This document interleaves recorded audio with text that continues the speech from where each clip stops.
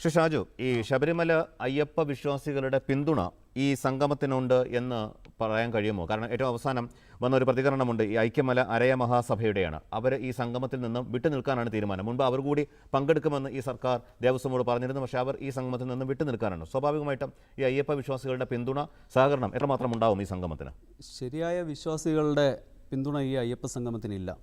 കാരണം അയ്യപ്പൻ്റെ പിതാവിൻ്റെ സ്ഥാനമുള്ള പന്തളം രാജപ്രതിനിധി പോലും ഇതിനകത്തില്ല. ഇവിടെ സൂചിപ്പിച്ചതുപോലെ അദ്ദേഹം നേതൃത്വം നൽകുന്ന ഒരു അയ്യപ്പ വിശ്വാസി സംഗമം അത് പന്തളത്ത് 22-ാം തീയതി വൈകുന്നേരം 3 മണിക്ക് ജനലക്ഷങ്ങൾ പങ്കെടുക്കുന്ന രീതിയിൽ നടക്കാൻ പോവുകയാണ്. അത് വിശ്വാസികൾ, ശരിയായ വിശ്വാസികൾ, കേസിൽ പ്രതിയായ വിശ്വാസികൾ, അന്ന് ആചാരം സംരക്ഷിച്ച അന്നത്തെ ഭക്തർ, സജ്ജനങ്ങൾ, ഇവരെല്ലാവരും ചേർന്നുകൊണ്ട് നടക്കാൻ പോവുകയാണ്. ഇപ്പം നാളെ തന്നെ ഇതേ സമയത്ത് ഡൽഹിയിൽ അയ്യപ്പ ഭക്തസംഗമം വിശ്വാസികൾ നടത്തുകയാണ്. ലോകത്തിൻ്റെ വിവിധ ഭാഗങ്ങളിൽ അന്ന് നാമം ജപിച്ച, അമേരിക്കയിൽ നിന്ന് ശബരിമലയിൽ വന്ന് പ്രതിരോധിക്കാൻ സാധിച്ചില്ലെങ്കിൽ പോലും നാമം ജപിച്ച് പ്രാർത്ഥിച്ച അയ്യപ്പ ഭക്തരുണ്ട്. അവർ ഇങ്ങനെ ലോകത്തിൻ്റെ എല്ലാ ഭാഗത്തും ഇതേ സമയത്ത് അയ്യപ്പ സംഗമങ്ങൾ നടക്കുകയാണ്.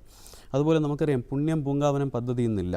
അതുപോലെ KSRTCയിൽ നമ്മൾ ഇരട്ടി ചാർജ് കൊടുത്താണ്, അതുപോലുള്ള എല്ലാ ഗവൺമെൻറ് സംവിധാനങ്ങളിലും ഇരട്ടി ചാർജ് കൊടുത്താണ് നമ്മളിന്ന് ശബരിമല ദർശനം നടത്തുന്നത്.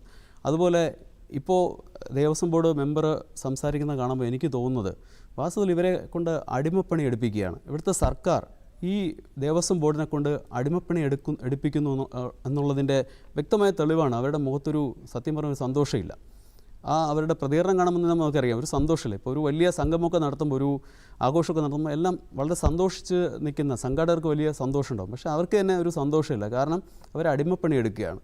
ദേവസ്വം ബോർഡ് പ്രസിഡൻറ്റിൻ്റെയോ ബോർഡ് മെമ്പർമാരുടെയോ പോസ്റ്റർ ഇല്ലാതെ ദേവസ്വം ബോർഡിൻ്റെ ഏതെങ്കിലും പോസ്റ്റർ ഇറങ്ങുമോ? ഏതെങ്കിലും പരിപാടിയുടെ പോസ്റ്റർ ഇറങ്ങും. അപ്പോൾ ദേവസ്വം മന്ത്രിയുടെയും അതുപോലെ മുഖ്യമന്ത്രിയുടെയും, അപ്പോൾ ക്യാപ്റ്റൻ എന്നുള്ള വാക്കൊക്കെ ഉപയോഗിച്ചത് ലോഗോ വളരെ ചെറിയ ഭൂതക്കണ്ണാടിയും കൂടെ വാങ്ങിച്ചുകൊണ്ട് പോയി എല്ലാവരും നോക്കണം, എന്നാലേ ലോഗോ കാണാൻ പറ്റുള്ളൂ. അതുപോലെ ഹൈക്കോടതി വിധി, നമുക്കറിയാം ഹൈക്കോടതി വിധിയൊക്കെ ലംഘിച്ചുകൊണ്ട് എല്ലാ ക്ഷേത്രങ്ങളിലും, ആയിരക്കണക്കിന് ക്ഷേത്രങ്ങളിൽ ഫ്ലെക്സ് ബോർഡുകൾ ക്ഷേത്രത്തിനുള്ളിൽ പോലും വച്ചിരിക്കുകയാണ്.